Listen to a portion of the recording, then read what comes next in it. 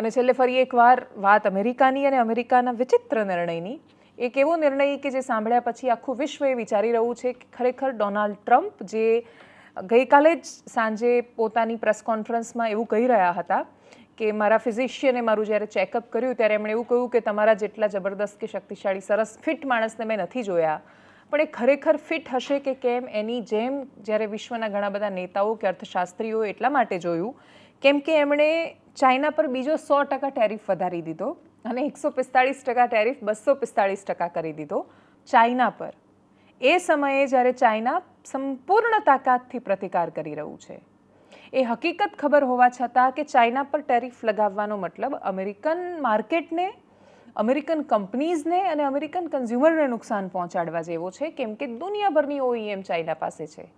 એટલે કાલે જ્યારે ચાઇનીઝ ઇન્ફ્લુઅન્સર્સ ને સપ્લાયર વિડીયો બનાવી રહ્યા હતા અને લિટરલી અમેરિકાને ટ્રોલ કરી રહ્યા હતા, અમેરિકાની સરકારને ટ્રોલ કરી રહ્યા હતા, યુરોપિયન કન્ટ્રીઝને પણ એવું કહી રહ્યા હતા કે ઠીક છે, અમે તો એક રાતમાં બધું કોપી કરી શકીએ છીએ અને કદાચ સૌથી તમે જે તમારું ઓરિજિનલ છે એના કરતાં સારું કોપી કરીને આપી શકીએ એમ છીએ. તો એ કસ્ટમરને કહી રહ્યા હતા. એમણે ઉદાહરણ આપ્યું, જેમ કે એક બેગનું ઉદાહરણ આપ્યું, બર્કિન બેગનું, કે એ તમે જ્યારે ઓરિજિનલી માર્કેટમાં લેવા જાઓ ત્યારે $38,000 બેગ આવે છે.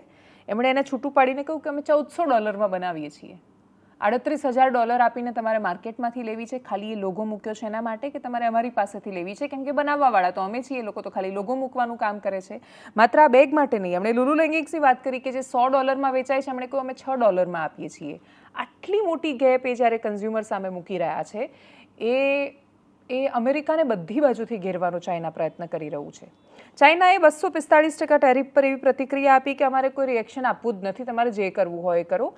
કર્યું શું એમણે કોઈ રિએક્શન સોશિયલ મીડિયા પર નથી આપ્યા કે પછી પ્રેસ કોન્ફરન્સમાં જાહેરાતો નથી કરી. એમણે બધી એરલાઇન્સને કહી દીધું, ચાઇનીઝ એરલાઇન્સને, કે આવનારા 20 વર્ષમાં જ્યારે દુનિયાભરમાં જેટલું પણ એરલાઇન નેટવર્ક છે એનું 20 થી 30% નેટવર્ક ચાઇનામાં રહેવાનું છે, એવા સમયમાં એ એરલાઇન્સને કહી રહ્યા છે શી જિનપિંગ કે આપણે બોઈંગ પાસેથી વિમાન ખરીદવાના જ નથી.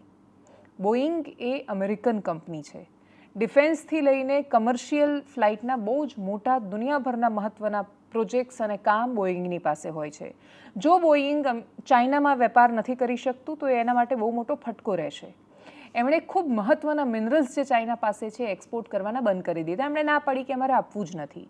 ચાઇના જ્યારે આ કરે છે, એ સેમિકન્ડક્ટર સહિતના અનેક પ્રોજેક્ટ્સ પર જ્યારે રોક લગાવે છે ત્યારે એ દુનિયાભરમાં મોંઘવારી લાવશે. એટલે કારથી માંડીને બેટરીથી માંડીને બધું જ જ્યારે મોંઘું થાય ત્યારે આ મોંઘા થતા વિશ્વમાં કઈ ઇકોનોમી છે જે બહુ સરસ રીતે સર્વાઈવ કરી શકશે, એ સવાલ ત્યાં આવે. અને એટલે જ ચાઇના છે. ડોનાલ્ડ ટ્રમ્પ જ્યારે આ જાહેરાતો કરી રહ્યા છે ત્યારે ભૂલી રહ્યા છે કે શી જિનપિંગને ચાઇનામાં ચૂંટણી નથી લડવાની.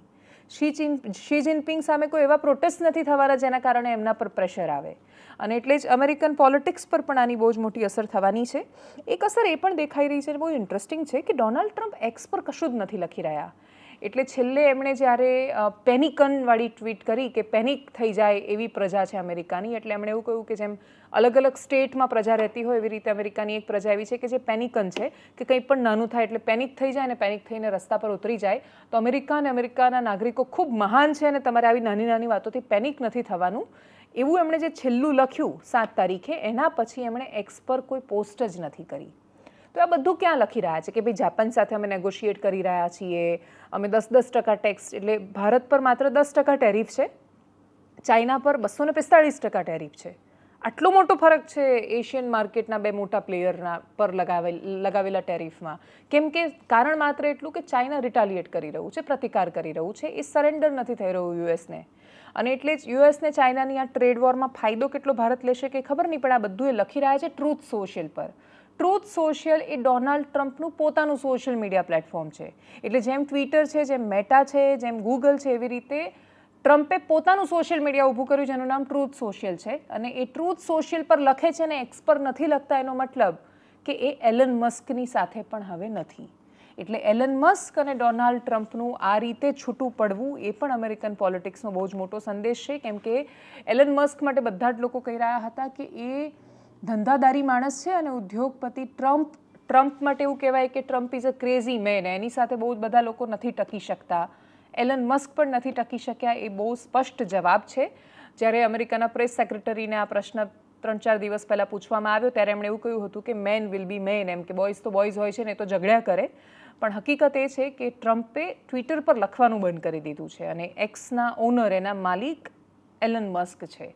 અને એટલે જ આવા સમયમાં અમેરિકન રાજનીતિમાં શું ઉથલપાથલ થાય છે ને એનાથી વધારે દુનિયાની બજારોમાં શું ઉથલપાથલ થાય છે. ભારતના શેર બજારે બહુ સરસ રીતે રિકવર કર્યું છે અને એ બાકીની તકોને પણ ભારત સરસ રીતે પોતાની તરફ કરી શકે. જો કે ભારતમાં તો નેતાઓ ચૂંટણી લડવામાં વ્યસ્ત છે, કેમ કે પશ્ચિમ બંગાળમાં રાષ્ટ્રપતિ શાસન લગાવવું કે બિહારમાં ઇલેક્શન આવે છે, તમિલનાડુમાં ઇલેક્શન આવે છે, આ પોલિટિક્સ આમ થઈ રહ્યું છે, અહીંયા આ અનાવરણો કરવાના છે ને અહીંયા કરવાનું છે, એ બધામાંથી ઊંચા આવશે અને જો વિચારશે કે આપણી પાસે બહુ જ સરસ તક છે જે દિશામાં એ સ્વાભાવિક રીતે વિચારતા હશે તો કદાચ આપણે એશિયામાં ખૂબ સારી દિશામાં આગળ વધી શકીએ એમ છીએ. ડોનાલ્ડ ટ્રમ્પે શું કહ્યું સાંભળીએ. એનાલિસિસમાં અત્યારે બસ આટલું. જો આપ અમને યુટ્યુબ પર જોઈ રહ્યા છો તો સબસ્ક્રાઇબ કરો, ફેસબુક પર જોઈ રહ્યા છો તો ફોલો કરો, વિડીયોને શેર કરો અને સૌથી મહત્ત્વની વાત, દેશ નાગરિકોથી મહાન બને છે અને જો આપણે આપણા દેશને ખરેખર મહાન બનાવવા માંગીએ છીએ તો દેશના મહત્ત્વના નિર્ણયો આપણે નથી લઈ શકતા અને એ આપણા કરતાં ખૂબ હોશિયાર માણસો એ નિર્ણયો લેવા માટે હોય છે ત્યાં. આપણે તો ખાલી રસ્તા પર કચરો ન ફેંકીએ એટલું યોગદાન પણ આપી શકીએ છીએ. નમસ્કાર.